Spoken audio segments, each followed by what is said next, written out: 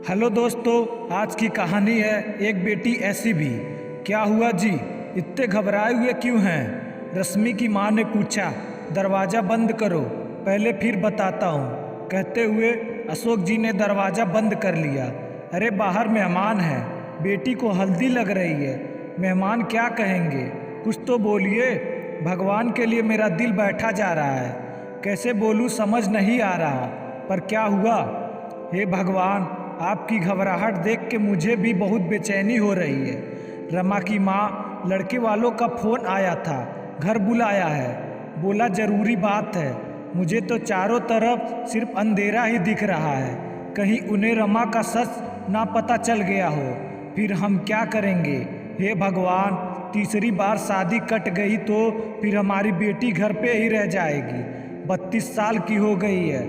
रमा समाज में किसी को मुंह दिखाने लायक नहीं रहेंगे, और रमा तो पहले से ही शादी के खिलाफ थी। हे प्रभु, अब बस बहुत हुआ।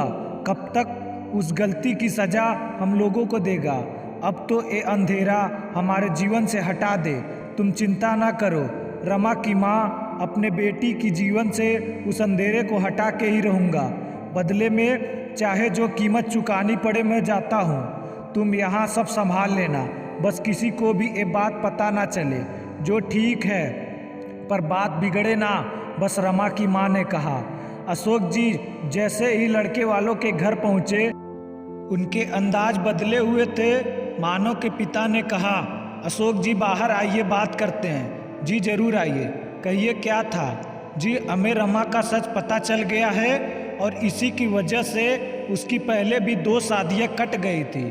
क्यों, सही कहा ना मैंने?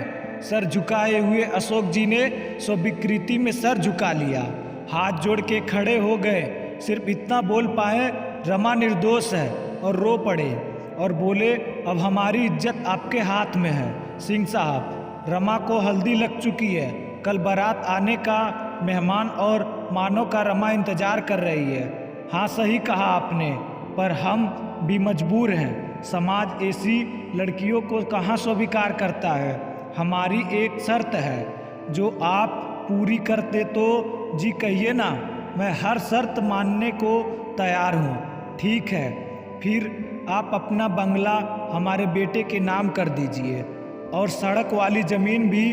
वैसे भी आपका बेटा तो कौन सा इस छोटे शहर में रहने वाला है, आगे चल के वो किसी और को बेच दे। इससे अच्छा है कि आप हमारे नाम ही कर दीजिए। पर अच्छा ठीक है, लेकिन बारात आने पर ही मैं ये पेपर साइन करूँगा।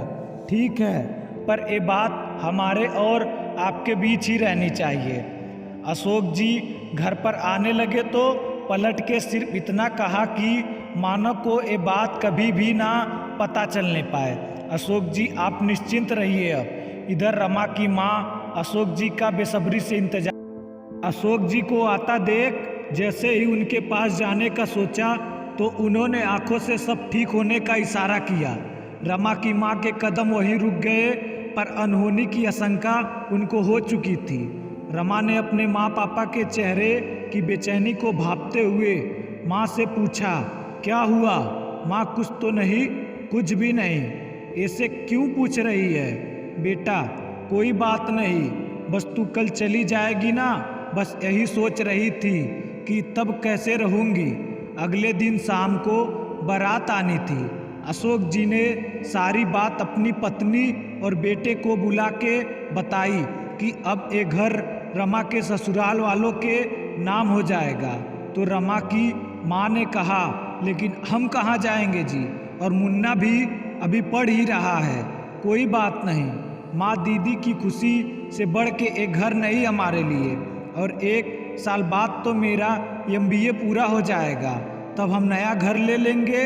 तब तक कहीं किराए पर घर देख लेंगे। इतना सुनते ही रमा की माँ रोने लगी। किस बात की सज़ा मिल रही है हमें? काश वो अंधेरा आता ही ना हमारे जीवन में। दरवाजे के बाहर रमा खड़ी सारी बातें सुन चुकी थी, अब सच्चाई उसके सामने थी। बारात दरवाजे पर थी, तभी मानव के पिता ने अशोक जी को बुलाया। अशोक जी जैसे ही उनके पास गए, उन्होंने तुरंत पूछा, काम हो गया तो आगे की बात करें। तभी पीछे से रमा की आवाज़ आई, हाँ हो गया अंकल जी, पुलिस खड़ी है आपके स्वागत में। मानव के पिता का गुस्सा 7वें आसमान पर था। उन्होंने बोला, लड़की तुम्हारी इतनी हिम्मत कि हमारी बेइज्जती करो, चरित्रहीन कहेंगी, इसलिए 2 बार तेरी शादी कटी है। तुझसे शादी कौन करेगा जो पहले ही अपनी इज्जत गंवा चुकी हो। वो तो तेरे बाप पे तरस खा के हम तैयार हो गए थे शादी के लिए। अगर तेरा सच यहाँ लोगों को पता हो जाए तो कोई तुझसे शादी नहीं करेगा, जीवन भर कुंवारी ही रह जाएगी, समझी। फिर तो बहुत अच्छी बात है।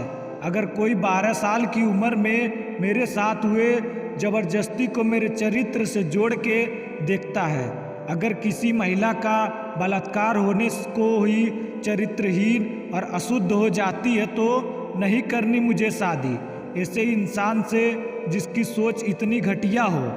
और ये सच्चाई मैंने खुद बताई थी मानव को, ताकि वो किसी अंधकार में ना रहे, रिश्ते की शुरुआत सच से हो।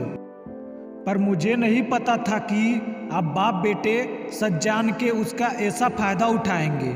और हाँ, अब पुलिस को ये भी बता दीजिएगा कि मानव की पहली पत्नी 2 दिन में ही क्यों दुनिया छोड़ के चली गई थी।